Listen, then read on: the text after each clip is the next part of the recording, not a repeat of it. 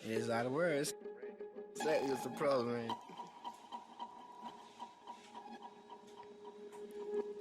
They took me like the lot of quiet boost, another piece of candy from your favorite neighborhood corner store. Sure, they should have sort of weight. A heavy burden to carry the bear sword slave. They didn't want to have a thing to do with a full view for screw vision conditions lead you to assume why you assume I'm feeling uneasy.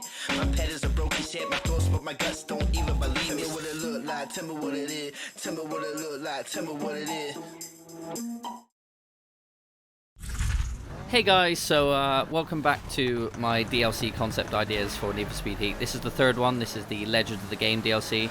I thought this would be a really cool idea to sort of bring in like iconic characters from previous Need for Speed titles and then sort of bring them in as these sort of legends that you sort of race against and sort of give you intentional like nostalgia throwback kind of vibes where you race these iconic characters from previous Need for Speed titles. But I didn't want it to be like your expected iconic characters. I wanted it to be kind of fan favorite characters that everyone loved but no one really considers them as a iconic character from that game. They kind of go under the radar a little bit.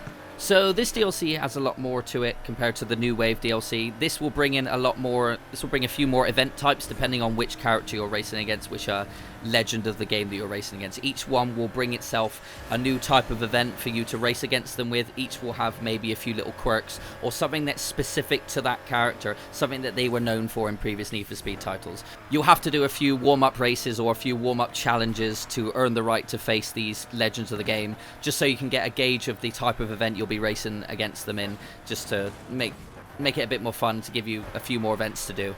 So moving on to the actual events you'll be doing with each character, they all correspond to what the character is known for. So the first things first, you'll race Jose from Underground 1. This will be your classic circuit race vibes, but these circuit races will be kind of replicas of original Underground 1 circuits. Maybe there'll be a few new AIs that are named like drivers in Underground 1 that you remember, maybe like Bopper or Jarrus or Slick, or like just random characters from that game, just to kind of give you a bit of a throwback, where he's come to Miami and he's brought some friends along with him. Then moving on to Travis. Travis will be entirely based on messing around with the cops. Obviously in 2015 it was a lot easier to do these kind of challenges, so in this game, in Need for Speed Heat, they're going to be a lot more challenging. It's going to be stuff like get to heat level 5 in escape, go through a certain amount of roadblocks, win a certain amount of heat level 5 races. The similar challenges to 2015, but this time the cops might actually be somewhat of a challenge. And then afterwards you'll race Travis, and you'll sort of but you'll have to get to a heat level 5 to be able to race him, because then it will engage in this pursuit and it'll be racing an outlaw.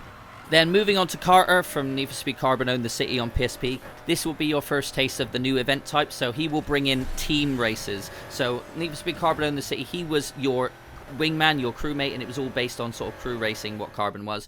So this is what we'll bring in with when you race Carter. It will be crew races, so you'll maybe do 1 or 2 races with Anna and Lucas maybe, or you'll be paired with certain AIs, and it's up to you to cross the finish line, all of your team to cross the finish line first to win, and then you'll race Carter. And then this will be, Carter won't come alone, you'll be racing against the rest of the Lucky Sevens, so maybe it'll be people like Sarah or established characters from the original game that have come along, and you're going to have a big team race against Carter and the Lucky Sevens crew, and you and Anna and Lucas, which is your little crew.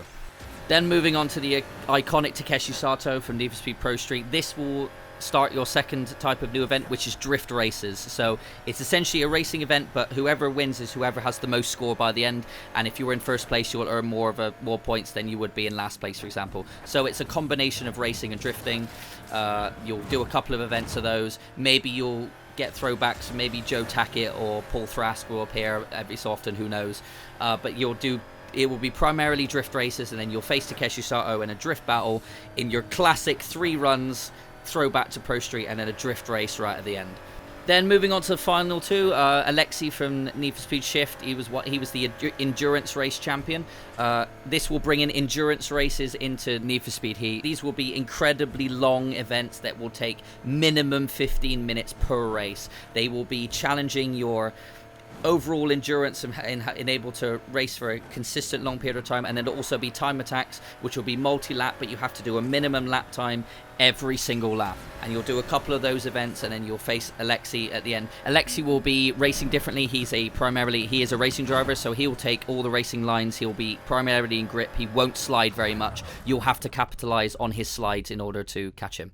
And then finally, the iconic Sal Mastella from Carbon. He has the most unique event type because he was primarily a scout in Need for Speed Carbon. He knew all the shortcuts. So your job is to win races whilst spending a maximum amount of time, or under a maximum amount of time, on the actual track itself. So you have to take shortcuts, you have to take side roads, you have to take as much of that as you can to keep your amount of time on the track itself to a minimum in order to win. This will bring new track layouts which will have spread out checkpoints so that you can take these shortcuts in order to cut time and to cut your racing time overall down to a minimum. Then you will eventually face Sal, and Sal will not be on the track very often at all, so it's up to you to know Miami, to know Need for Speed Heat's map inside out, because taking the designated route in the race against Sal Mastella will end in a loss. Especially in the final race against him, which will be a destination race from one side of the map to the other, and it will be one checkpoint, and it's up to you to pick the best route to get to that checkpoint. So once again, this has been another DLC idea for Need for Speed Heat. Hopefully you guys enjoyed it. If you liked it, feel free to give it a like down below. I don't mind. There's a few more of these coming along, so until the next one, I'm out. See ya.